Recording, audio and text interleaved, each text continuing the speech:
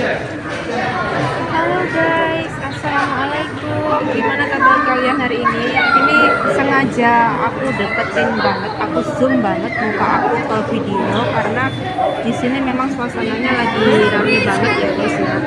Aku lagi ada di akuarium di Istanbul dan majikan masuk bersama anak-anak, tapi aku nggak diajak guys. Ya mungkin karena mahal ya, tapi nggak masalah guys. Ini justru kesempatan aku bisa bikin video buat kalian.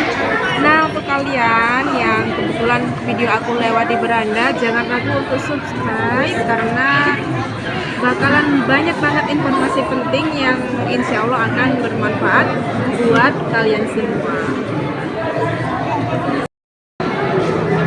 Nah guys, di video kali ini aku mau bahas soal berangkat kerja pakai visa turis ya guys.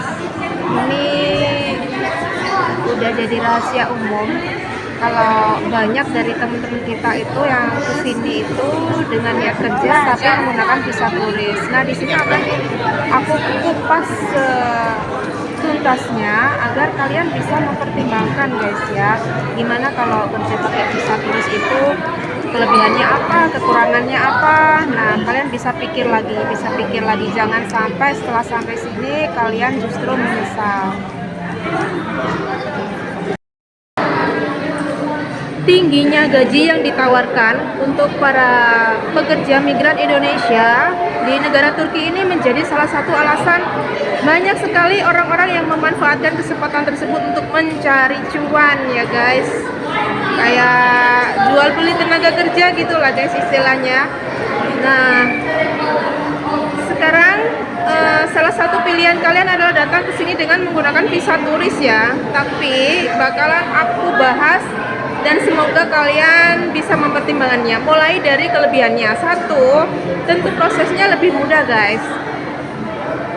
Kenapa lebih mudah? Karena kita nggak usah urus visa kerja, kita bisa datang langsung. Apalagi kalian yang sekarang ada di posisi Macau, Hong Kong, kalian bisa langsung datang ke sini tanpa mengurus visa harus pulang ke Indonesia dulu. Itu kelebihan pertama. Prosesnya pastinya cukup beli tiket dan datang ke sini, lebih mudah kan guys ya. Untuk yang kedua, kelebihan kedua adalah kalian di sini bisa mendapatkan rate gaji lebih tinggi. Kenapa seperti itu? Karena mungkin dengan menggunakan visa kerja, majikan itu harus membayar sigorta atau pajak ya guys ya untuk kita setiap bulannya. Paling tidak itu $200 atau berapa gitu, saya kurang jelas. Makanya rate gajinya itu jauh lebih rendah. Yang nggak jauh sih ya sekitar 800 sampai 1000. Tapi ada loh temanku itu yang dia dikasih gaji 1.300 menggunakan visa kerja guys ya. Tinggal keberuntungan aja sih, tinggal kalian waktu interview kayak gimana. Rate gajinya itu rata-rata yang didapatkan lebih tinggi guys.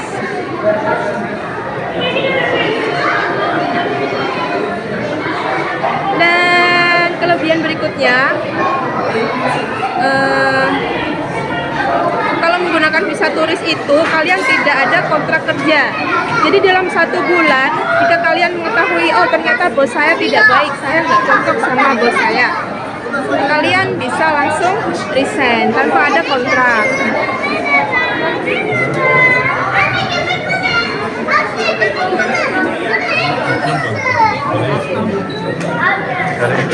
Guys sambil hiburan dikit ya guys ya.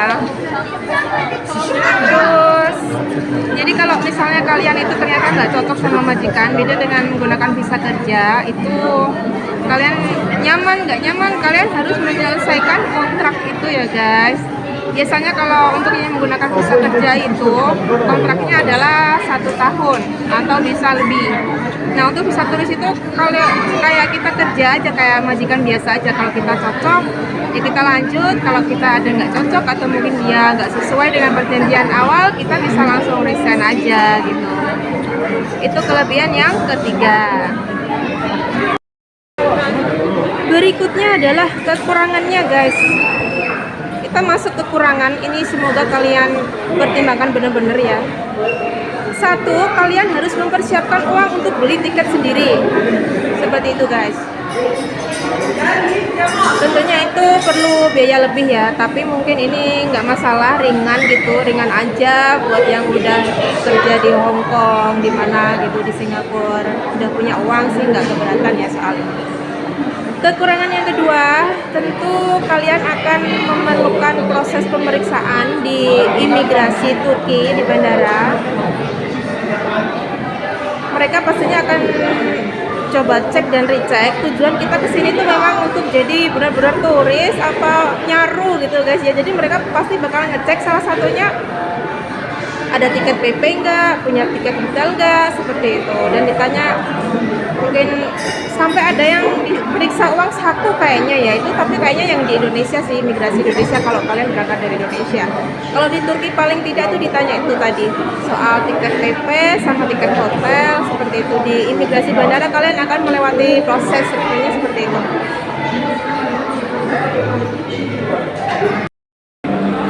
Sorry guys, maksudku bukan tiket hotel tapi book. sorry ya, maklum guys, kita nggak pernah nginep di hotel, jadi nggak tahu apaan sih book hotel, booking hotel malah bilang tiket hotel, ya nggak sih guys. Nah itu kekurangan yang kedua. Kekurangan yang ketiga guys,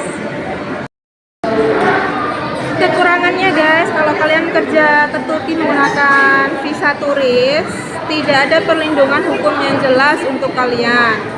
Banyak sekali terjadi di antara teman-teman kita itu.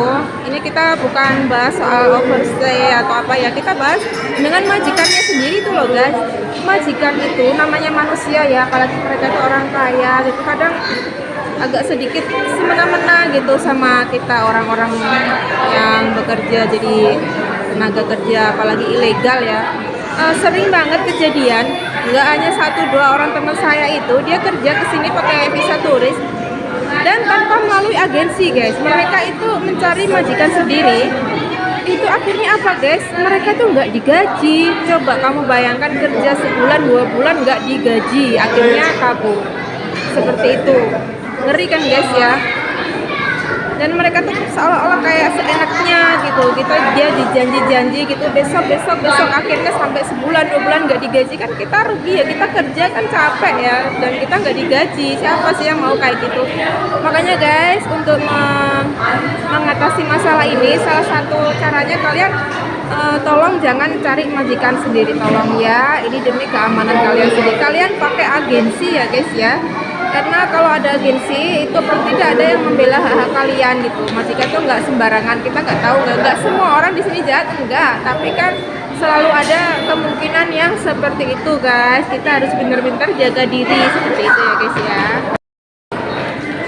Kekurangan yang keempat guys, tentunya kalian akan menghadapi masalah dengan pemerintahan di sini karena masa berlaku visa turis itu hanya 30 hari. Sementara kalau kalian di sini melebihi 30 hari, kalian akhirnya overstay, dan itu tentu menjadi masalah tersendiri ya. Kalian pasti jika kena razia gitu bakal ditangkap dan dideportasi. Yes.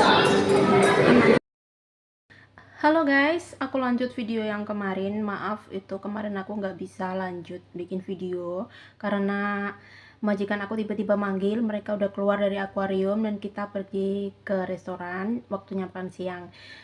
Sekarang aku mau bahas kekurangan yang kelima guys. Kalian yang berangkat ke Turki menggunakan visa turis, kalian itu akan selalu merasa was-was ya, karena kalian kan bakalan overstay di Turki. Dan tentunya kalian adalah kalian menjadi target razia dari para polisi yang berseliweran yang ada di Turki. Mereka tuh nggak selalu pakai seragam polisi guys ya, kadang mereka tuh pakai seragam biasa nyaru gitu, dan mereka mengincar kayak orang-orang yang berwajah kayak kita yang bukan asli Turki gitu. Mereka akan razia, akan cek kita visa working permit gitu, dan itu cukup membuat tertekan ya guys ya. Karena apa? Resiko di penjara guys. Ketika mereka menangkap kita dan mendapati kita di sini ilegal posisinya, kita bakal digiring ke kantor polisi dan kita bakal di penjara nggak tahu berapa hari. Ada yang cuma 2 hari, ada yang 6 hari, ada yang 20 hari, ada yang bakal lebih. Dan itu tentu di penjara itu bukan sesuatu yang enak guys. kita itu ada cerita dari teman saya itu, dia itu nggak dikasih makan seharian sampai besoknya, dan dia itu sempet curhat gitu. Dia mendapatkan perlakuan yang sangat tidak manusiawi, maksudnya karena kesalahan kecil gitu aja tuh mereka kayak udah sensi terus main tangan gitu sama kita. Bahkan ada yang dari negara lain yang nggak tahu dari Uganda atau mana itu sampai ditendang, dipukul, dan itu tentu sangat tidak baik. Kalau bisa kalian pesenku yang dari Macau, Hong Kong, Singapura atau manapun, kalian lebih baik pulang dulu ke Indonesia, kalian kerja pakai visa kerja, itu lebih aman untuk kalian. Seperti itu guys ya.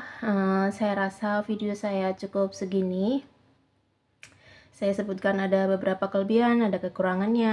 Kalian tolong pertimbangkan baik-baik karena di Turki itu tidak ada hukum yang jelas seperti di Singapura atau di Hong Kong, di mana ada hukum yang jelas yang melindungi hak-hak kita gitu. Di sini juga guys, kalau di Hong Kong itu kan ada aturan kayak dilarang, kita berhak menolak untuk disuruh bersih-bersih di kaca gitu ya.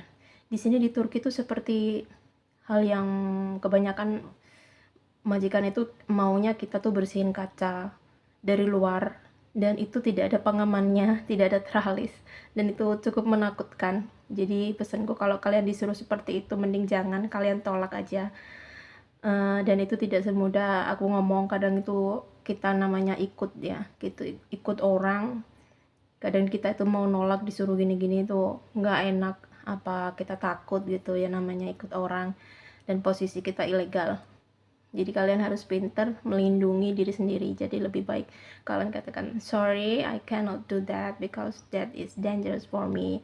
Karena apa? Sayangi nyawa kaliannya. Buat apa kita kerja kalau meleset atau apa? Kita nggak tahu segala kemungkinan, namanya apa sih itu. Cukup 1 detik aja udah merubah semuanya. Kalian sayangi diri kalian sendiri. Pesanku seperti itu. Apalagi ya guys ya. Ada satu lagi sih. Untuk kalian yang kerja kesini, yang memilih menggunakan visa turis, satu, kalian harus banyak-banyak teman di sini. Kalian harus cari sebanyak-banyaknya teman. Kalian, karena apa? Ketika kalian datang ke Turki, kalian mau nginep di mana? Nah, kalau kalian nginep di hotel itu mahal banget. Kemarin ada temanku cerita itu dia nginep di hotel tuh semalamnya itu 4.000 lira atau sekitar 2 juta rupiah. Kalian banyakin temen, ada penginapan murah kayak share room gitu. Jadi kalau kalian mungkin keluar dari majikan atau baru pertama kali datang, kalian harus sudah ada tujuan mau nginep di mana, itu kalian cari info sebanyak-banyaknya. Nanti bakalan aku share, aku share tempat penginapan murah yang terjangkau buat kalian. Mungkin yang kerja pakai visa kerja pun ketika hari libur dia mau nginep di mana gitu ya, tentunya insya Allah akan bermanfaat untuk kalian. Oke guys, sekian video dari saya. Terima kasih atas perhatiannya. Tolong bantu share. Ketika nanti subscriberku udah mencapai sekitar 250 gitu, insya Allah aku bakal share cara kalian tuh dapetin agensi yang terpercaya. Gimana guys, menarik nggak? Nah bantu ya guys ya, jangan lupa subscribe. Untuk kalian yang berniat untuk kerja ke Turki, insya Allah aku bakal share semuanya seperti kalian pengen kirim uang gimana. Di sini itu berbeda ya guys ya. Kita kalau mau bikin rekening Turki itu agak susah kalau pakai visa turis ya, kecuali kalau kita punya working permit itu insya Allah gampang kita, karena kita resmi. Oh iya guys, aku mau tambahin lagi satu lagi kekurangan. Kalau nggak salah ini adalah kekurangan yang 6 buat kalian yang mau kerja ke sini pakai visa turis. Kalian ketika kalian ingin pulang, kalian akan harus menyiapkan uang selain untuk beli tiket, yaitu untuk membayar denda overstay ya guys ya. Itu pun kalau kalian nggak kena razia. Kalau kalian kena razia, selain di penjara, kalian bayar denda juga, kalian beli tiket sendiri juga, dan kalian akan di-ban atau di blok, nggak bisa masuk ke Turki selama ada sih ketentuannya. Kalau selama 3 bulan itu berapa, 6 bulan berapa, overstay 1 tahun itu berapa. Nah seperti itu guys, kalian siapkan cuan lebih untuk membayar denda ke imigrasi atas overstay kalian. Oke guys, terima kasih, sampai jumpa di video berikutnya. Assalamualaikum, bye bye.